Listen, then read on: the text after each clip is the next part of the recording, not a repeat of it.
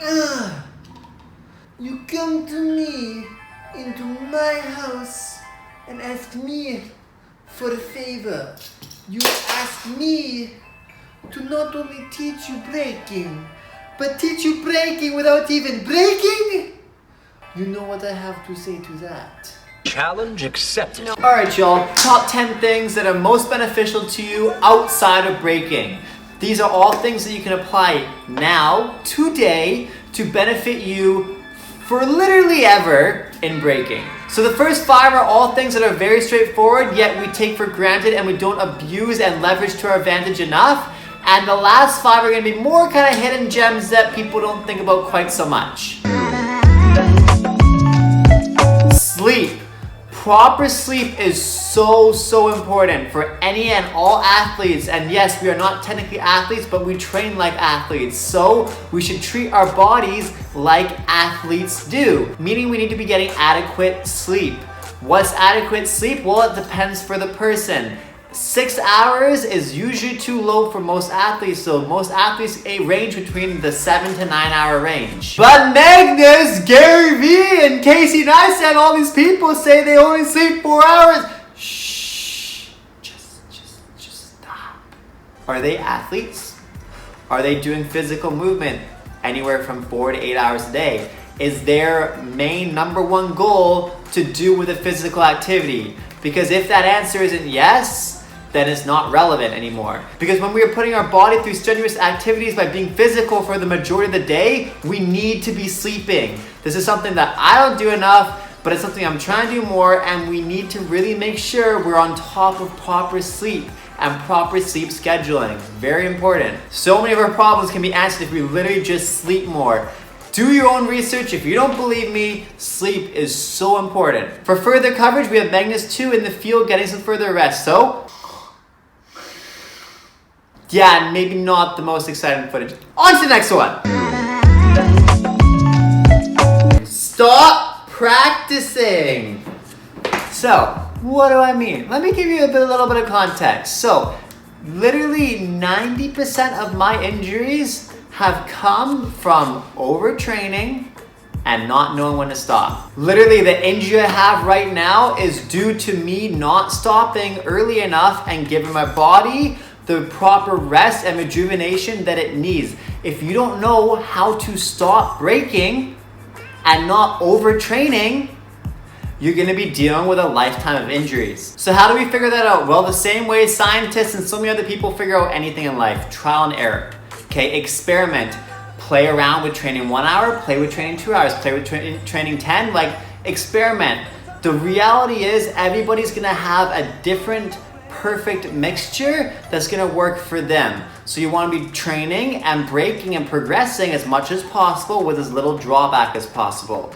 So again, play with those formulas as far as how much you're resting, how much you're not, but there's key things that you wanna be focusing on there. If you're ever injured, if your body's ever freaking out and screaming at you that something's either in pain, is hurting, and you're not hitting the proper strides and progressions that you want to hit, that's probably because you need to be stopping. Kid David said it best. He said, if you don't feel like breaking, don't break. Well, the other reality to that is if your body doesn't feel like breaking, don't break. Listen to your body, know when it's time to hang up the hat for a little bit, okay? Because maybe you have to take a week off, maybe 3 weeks off to heal something, but guess what?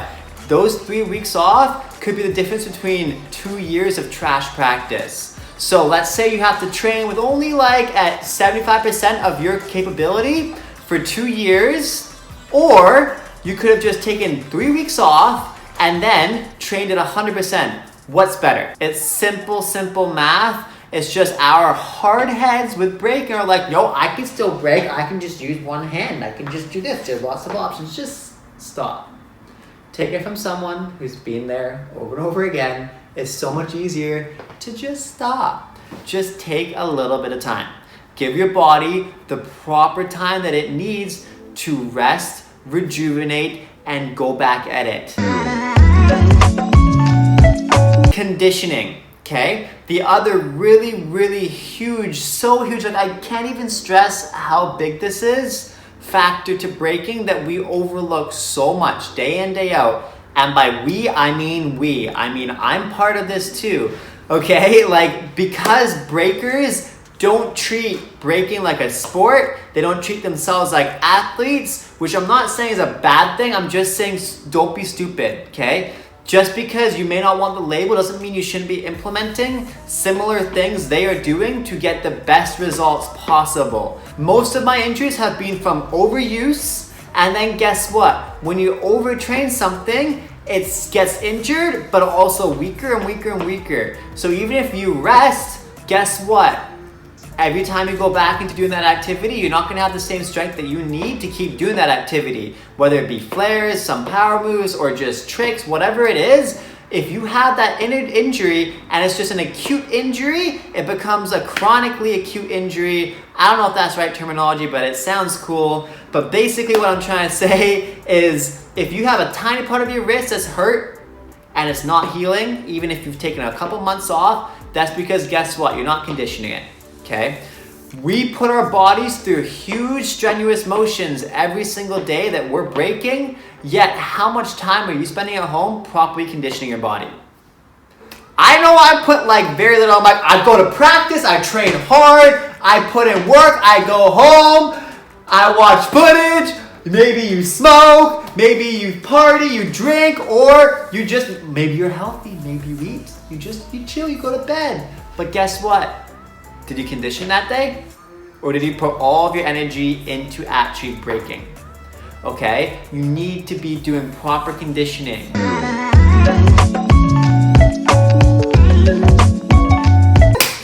Number 7. Remember when we were talking about how you're coming home from practice and you're like, yeah, I had that dope practice, but did you do the thing that everyone should be doing when they go home from practice? Did you stretch? Did you? Don't cheat yourself. You're only cheating yourself here. Because Bboy knows from first-hand experience that I've almost never stretched at the end of practice. And guess what? The next day, see how your body feels. Oh yeah, you're regretting that decision you made last night, bud. You're regretting it real nice. Stretching, oh my goodness, is it important. It is so very important that it is literally holding back so many B-boys and B-girls that I teach on a daily simply because they do not have proper flexibility for the movement they're trying to achieve. So many people I've taught that are like, they can do muscle ups, they can train so hard, they've got all the strength that they need to do whatever movement they want to do, but guess what? Your flexibility is not there. It's not there, and you can lift weights all day, you can do this, but if you don't have proper flexibility, half the moves you want to get, you're just not going to achieve. So, and I'm not just talking about 15 seconds here, 30 seconds here, I'm talking about doing proper at-home stretches, 2 to 7 minute style stuff, at least. And I'm not talking about doing huge stretches before practice because we already know that's not fantastic for your body. That inhibits the amount of power that you can put out because you're getting too loose. But after practice, or on your rest day, whatever you want to do, you should be stretching. Long hold stretching. Very important. Health and wellness. Health and wellness. What are you putting in your body, dog? Breaking's in the Olympics now, guys. So it's probably time to start treating our bodies with the respect that it deserves, with the garbage that we throw into it every single day, to expect it to be achieving the amazing feats that we put it through, yet we're fueling it with what? Garbage, rubbish, trash, and a little more rubbish. Eat good food. Drink lots of water. Eat more good food. Drink more water.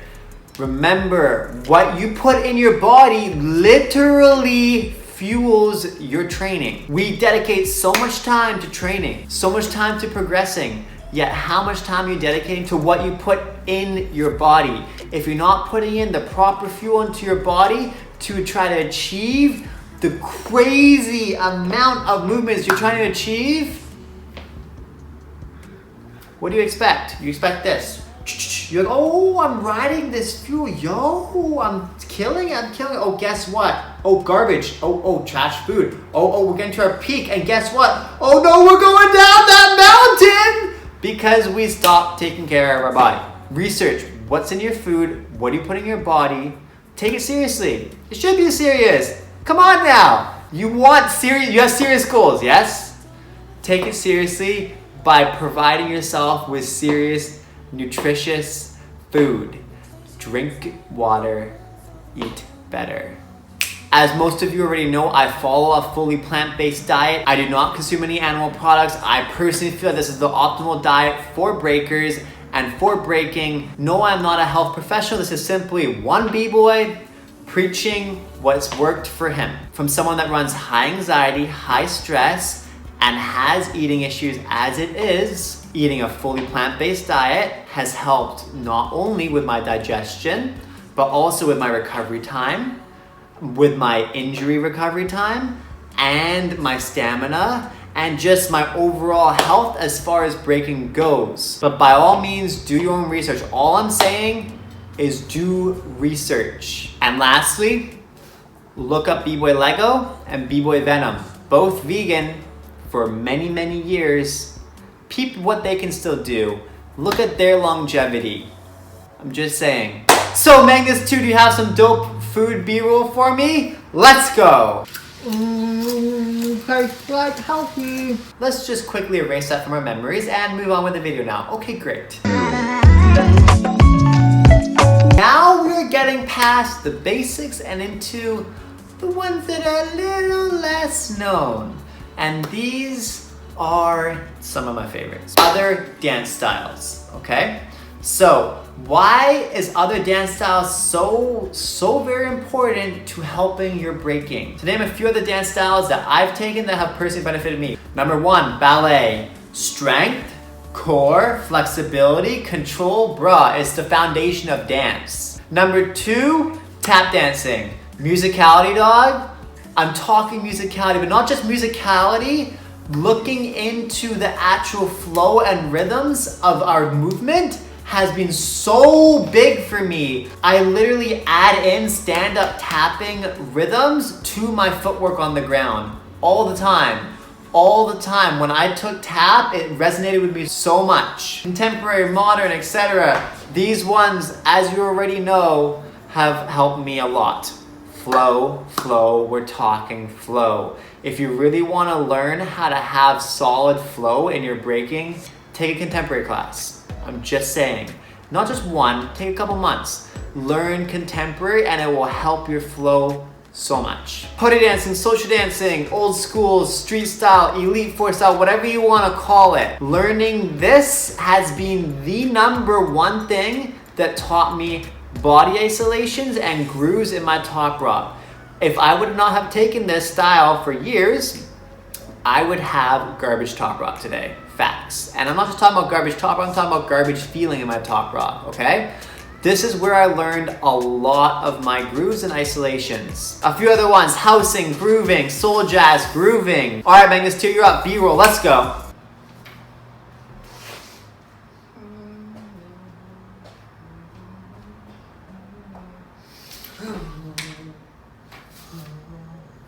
This is why you don't stay home all the time, everybody, and you go out and you have friends and you connect, so you can actually dance with people and not objects.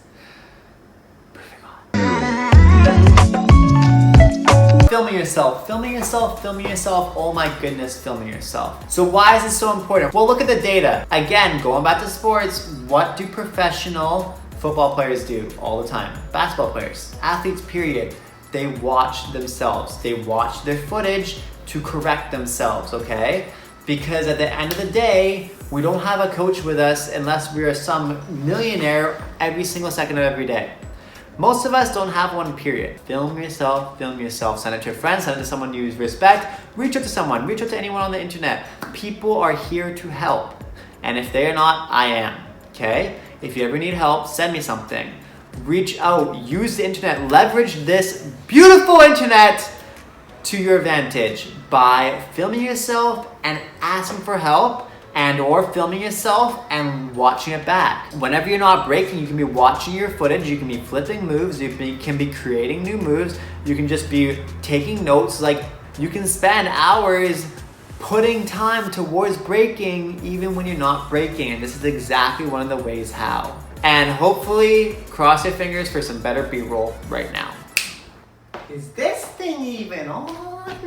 Oh shit. You go through all the trouble to create a clone just for like a little 2-second insert clip, and you just want them to do one thing. Just one thing! We're getting there! History. Number 3 is history. That rhyme, didn't even know it. It ain't even my time. Oh wait, yes it is, because I'm making the video. Alright, so, history. Why is this important? And don't get me wrong, I get it. A lot of history is boring, okay? I know, I did it. I really tried to learn as much history as I could about breaking, hip hop, culture, history, etc. when I was younger. I really did. And yes, I understand a lot of it is boring, okay? A lot of just history period, unless you're into it, you're not really into it. But there's a certain amount that everyone should be doing. Most people are like, okay, I know there's 4 elements of hip hop, and hip hop's a culture, and it started in the Bronx in 1973, Sedgwick Drive, and blah, blah, blah, and Cool Herc, and parties, and yes, the majority of us know the basic story. But I'm talking about doing your research into the history behind things that you love. So for instance, for me, I've researched threading. Who researches threading? I know nobody, at least in my personal circle, that has researched threading before. I actually learned because I was curious. I wanted to know where one of my favorite things in breaking came from. What's the history behind it? Because I didn't know. Well, guess what? There's history behind 95% of things we do. Even if it's as simple as this person created it because he wanted to. It's still interesting to see who's creating these things and where they come from. Because the more that happens, the more story that it brings to our movement. So you're gonna have a better understanding of why that move was created and how you do it and how you maybe want to do it. So, do your history. For the 3rd last time, Magnus 2, did you do your history? His story. His story? Who's his? I'm done. I'm not even gonna say anything. Having other passions. Why is this so important? Well, most humans, I think all humans personally, have addictive personalities, okay? We get addicted to things that we love. It's normal, it's human, it's what we do. But we also tend to get very fanatically addicted to things. Also, breaking is a very easy thing to get consumed by, okay? And I find, especially for myself, when I got way too laser focused into breaking, my breaking eventually became so narrow focused that I got very generic, okay? And everything became breaking. Well, guess what? Life isn't just breaking. I know, Bboy for life, but honestly, it's not. And the more you live, guess what? The more you can bring into breaking. Some of the best B-boys and B-girls that I've personally seen do other things, have other passions, and they live their lives, okay?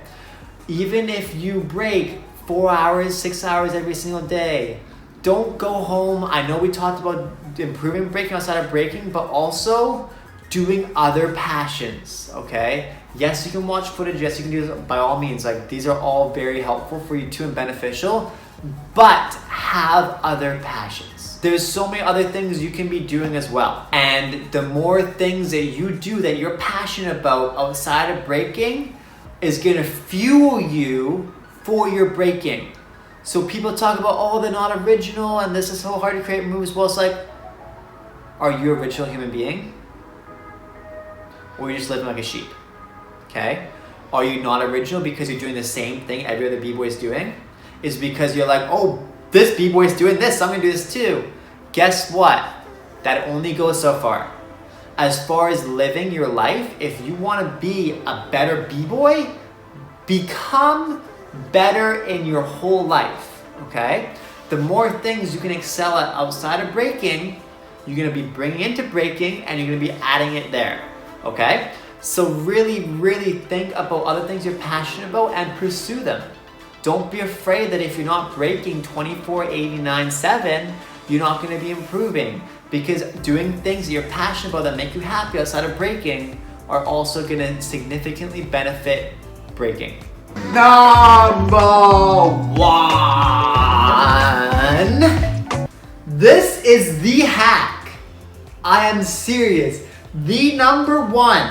I left this spot for 1 because this is a newer thing that I've discovered that has been the number 1 thing I've found to benefit my whole life. Not just breaking, but significantly breaking. As far as recovery, it's like, my body has never felt so brand new than when I do a sauna, a hot sauna.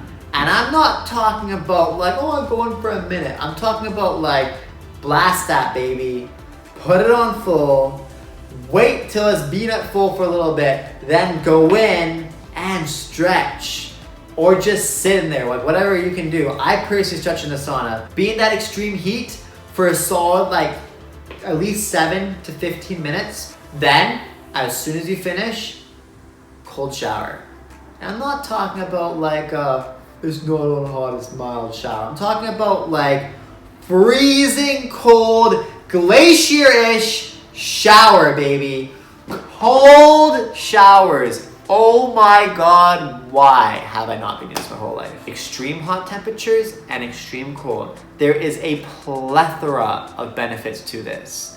And again, start off easy, you don't have to do a lot, but the more you can do this and the more comfortable you can get in that extreme heat and that extreme cold, it's just gonna jumpstart your body. So Magnus 2, can you do at least one of these, right? Just one clip, that's all I ask. Just showcase a nice sauna clip and a nice cold shower clip. No.